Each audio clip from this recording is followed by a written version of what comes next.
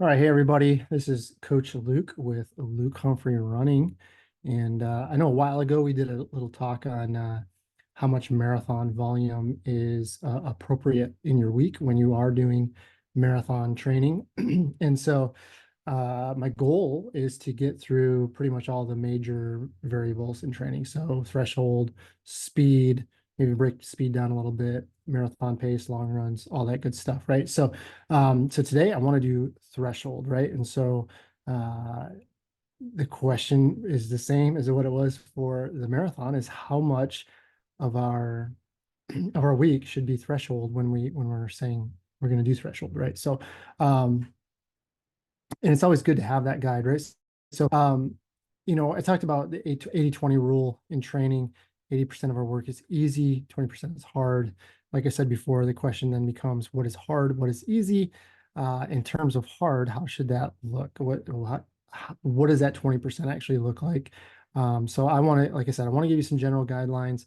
In terms of 20%, for most of my athletes, that's going to be anything faster than half marathon pace. I usually do not include marathon pace in that 20%. Some people will.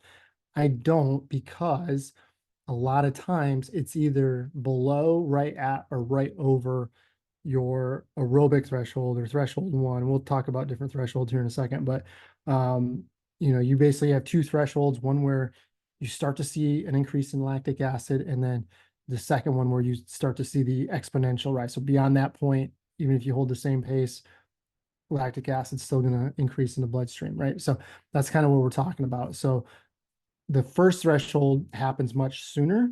For a lot of people, they don't even race the marathon above their aerobic threshold. If you talk about a four, really, I would say probably like a 4:35 hour marathoner, they're not even racing above that. They're racing below it. So I don't include it for the vast majority of people.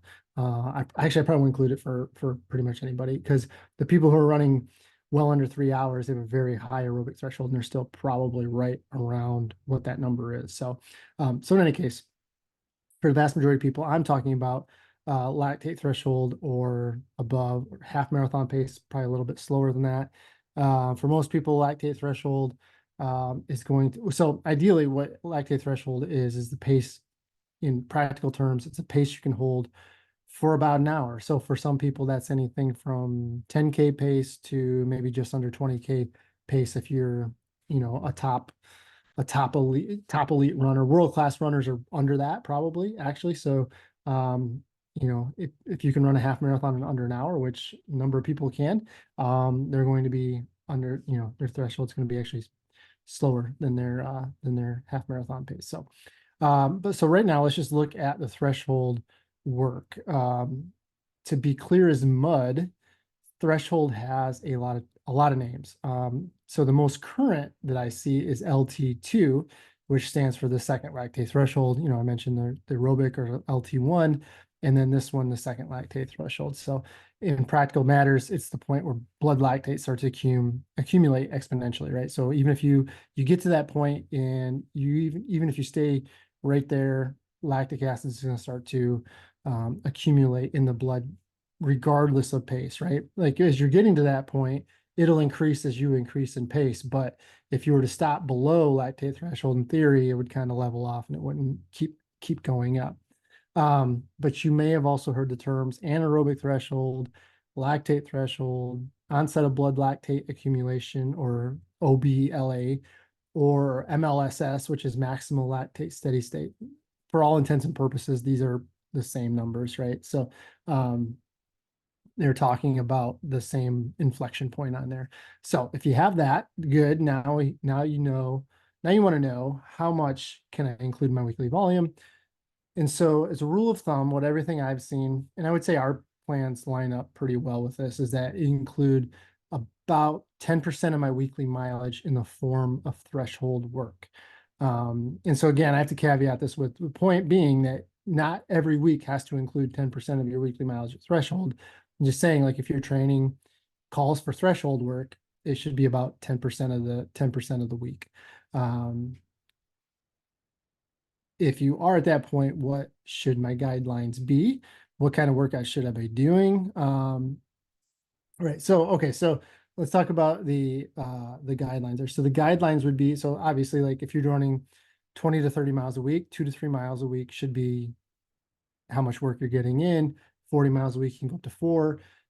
50 miles a week, you can go up to 5. 60 miles a week, you can go up to 6 miles of threshold work a week, right? So pretty easy math on that.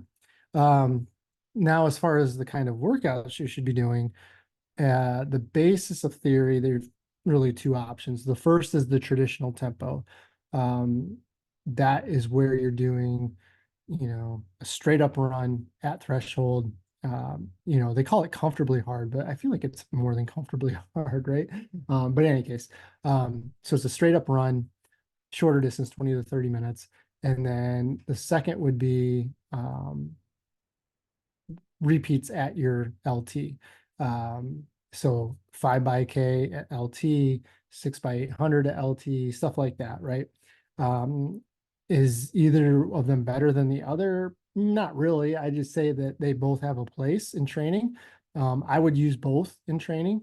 They different features. So like if you're a newer runner and you're not sure you can go 3 miles at your threshold pace, it's pretty easy to break up and do it in intervals and accumulate that volume over a course of several repeats, then gradually build into where you can do a threshold tempo run.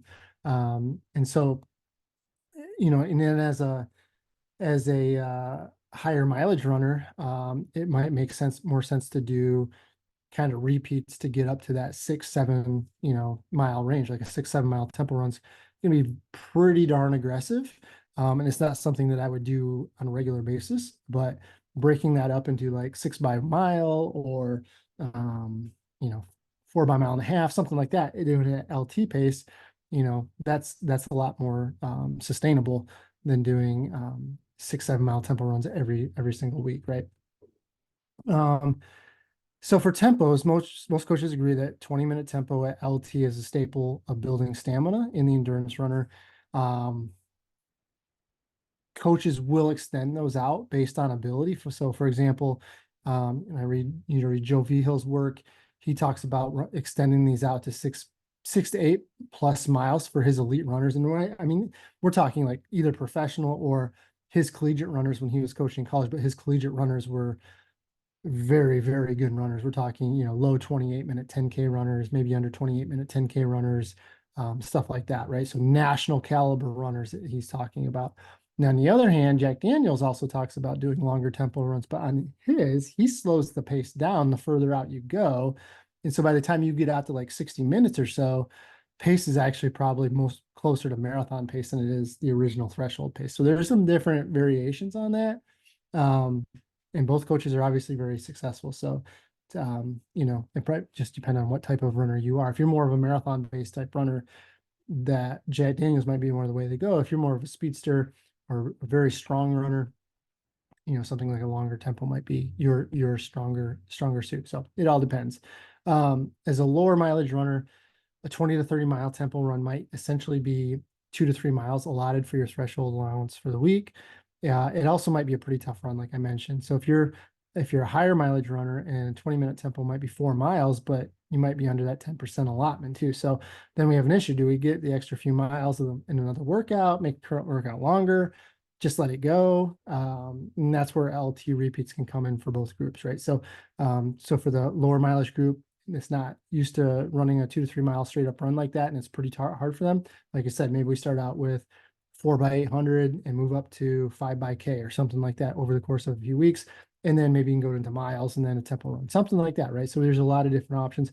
Or for the higher mileage, maybe we break that up into different repeats where we can extend the actual volume that they can get out during the at the LT pace, but still stay within their parameters and make it a manageable workout.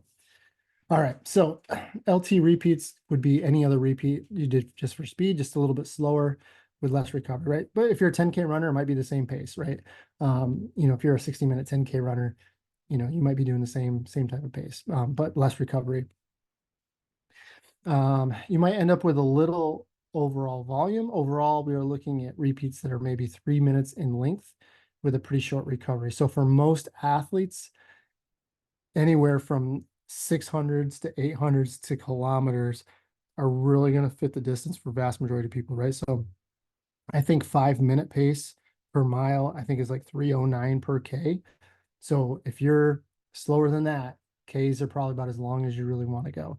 For the most part, right? Maybe once in a while you extend it out for longer ones. But so some examples would be 6 to 10 by 800. That, for a lot of people, that's going to be 230 to 3 minutes, maybe more, maybe up to 4 minutes, 5 minutes. 5 to 10 by 1K, 4 to 8 by 1200 meters. Those are all really good staple LT repeat workouts, right? Get you about 3 to 5, maybe 6 miles worth of work, a little bit of recovery in between, a little bit more tolerable for the athlete.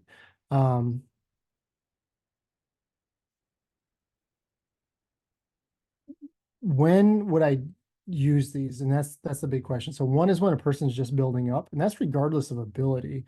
Um, I would do that with a beginner, and I would also do that with a more advanced runner. It just probably the only thing that's going to change is the volume of repeats that we're doing. So for just starting out at the beginning of the segment, it allows the athlete to accumulate more time and volume without quite as much stress. Just as a time when we're trying to build up volume and gradually add intensity, this is a much more tolerable way to do it. And it also opens the door for getting creative with some different workouts, right? So I think I have it linked at the bottom of the post here, where I talk about combination or mixed pace workouts, something like that. We can get a little bit of different workout in where we can start out a little bit slower, end up a little bit faster. If LT is hard when you're coming, then going through the repeat route is a little easier. It's a little easier to recover from, and it can allow for a second quality session in the week, even if there's another long run, if we place it right. So like I don't know if I would necessarily go that Tuesday Thursday option with doing a lot of roughly LT work. I might actually space it out a little bit more, maybe go Tuesday, Friday. If my long runs aren't super long, if I'm training for like a 10K, maybe a half. And in the early on session, I might, if I have a 10-mile long run, I might go workout, long run, then workout on the weekend, just to give myself a little bit more recovery time between two faster paced workouts. I think that's makes it a lot easier to handle. And you could do that where maybe you do the workout on Saturday, and then it gives you Sunday and Monday to recover before your next workout on Tuesday. So there's definitely ways you can play this, and I think it opens up a lot of options for people. The big thing I say, I don't want you to think that I'm anti-tempo run. I just think that that's what people focus on mostly, and I just want to be clear that there's other ways to do it that might actually be as beneficial, if not more beneficial for runners at certain times of their training. And at higher mileage, when you're running for a half marathon, you're talking about doing workouts like 2 times 3 miles or 3 times 2 miles. When you're talking about repeats that are going to last maybe 15 to 20 minutes on their own, which would almost be a threshold run on its own, and we're doing that multiple times in the same workout. So it's not saying that I don't like tempos for one bit. I also like tempos, in the right time, especially for a 10K or half marathon, where you could either do a race that's going to be in that 20 to 30 minute range, or you can do a straight up tempo run and get an idea of if your fitness is moving along. You can have it as a checkpoint in your development. So I definitely I would want to see both of these in your training segment. And I mentioned it earlier, but what about doing half marathon pace work? So by that I mean, if LT is faster than if like for me, for instance, like if I can run a 1:15 half, then my LT is at roughly an hour. That's LT is much faster than my half marathon pace. So if I want to do it, if I'm training for a half marathon, then I still need to do that work, right? I need to know what that race pace feels like. And so I love having half marathon pace in there. So, but the faster you get, the closer to half marathon pace your true LT is. The slower you are, the further away you get from LT, what that pace is. And so regardless, half marathon pace is significantly slower than LT. So I don't necessarily adhere to that 10% guideline as much. And especially if like you're a 2 hour and above half marathoner, I'm actually probably going to treat you more like a marathoner, right? And I would almost treat giving, instead of giving you a 10-mile tempo at marathon pace, it might give you a 5-mile tempo at half marathon pace, and it'll still be significantly under or slower than your LT, which isn't going to be nearly as stressful as what doing a 5-mile tempo at your LT would be, right? So it's easier to manage that workload. And so secondly, at race pace, I want that person to be dialed in by the time the race comes around. So that last 6 weeks, I still want a lot of work at half marathon pace. So we're not show you a little bit later what that's going to look like, but that's the point. I'd rather you do some work at LT and a bigger workout at half marathon pace, right? So that's where I would want you to be. How much that is, to me, it really depends on the person, how well they seem to be tolerating the work that I'm giving them, how good they're recovering. If they feel like they're getting into a hole that's too deep, then we'll probably switch things up. Maybe just focus as we get closer to the race, switch that focus from LT to half marathon pace and just increase the workload on that. So I have a chart here in the post. If I'm a beginner, my LT work's probably going to be anywhere from 400 repeats to 1K repeats. Half marathon work's going to look more like 800 to a mile repeats. And then I'm going to try to build that up to where I'm doing 2 to 4 mile runs at my goal pace, my goal half marathon pace. For an intermediate runner, we're looking at 600 to 1200 repeats for the LT work. And then for half marathon, I'm going to probably start out at 1 to 2 mile repeats, and I'm going to build up to 3 to 6 miles at race pace. If I'm an advanced runner, I'm going to probably start out at 800-meter repeats for the LT stuff and move up to a mile, maybe do 2 to 3K repeats. Really depends on the person, how advanced we're talking here. But I might do something like that. As far as half marathon work, what we're talking about is doing 1 to 3 mile repeats and then moving up to runs of 3 to 7 miles at my goal pace. And that would get you really like that last 6 weeks. We're going to shift that focus from doing repeats to maybe doing the longer tempos, probably break it up a little bit with some repeats there every second or third week. But for the most part, that shift will focus to the longer tempo runs there. So that being said, the bottom line is that, LT work, you're going to keep at 10%. I think you have some room to wiggle on that half marathon work. I would treat it almost like it's separate category, right? So if I'm doing 10% of LT work as my week, I'm going to look at probably about the same up to maybe 10 to 15% at half marathon pace. The percentage is actually probably going to be bigger if I'm a slower half marathoner at running less mileage. So if I'm only running 30 miles a week, that percentage might look more like 15% towards the end of the segment, as far as the half marathon work goes. But I would really just treat those as almost 2 separate categories of work, right? And but I think as long as you keep the LT work to 10% or under, and then keep the half marathon pace work to like 10 to 15%, you're going to be pretty good on that. And so that's where I'm at with threshold work. You can kind of get an idea of how I'm thinking about things when I'm writing schedules for people. And if you look at our half marathon schedules, I know the classic ones probably need some updating, and that's something that we'll probably be looking at very, very soon. So, all right, with that, thank you very much. And I will talk to you later.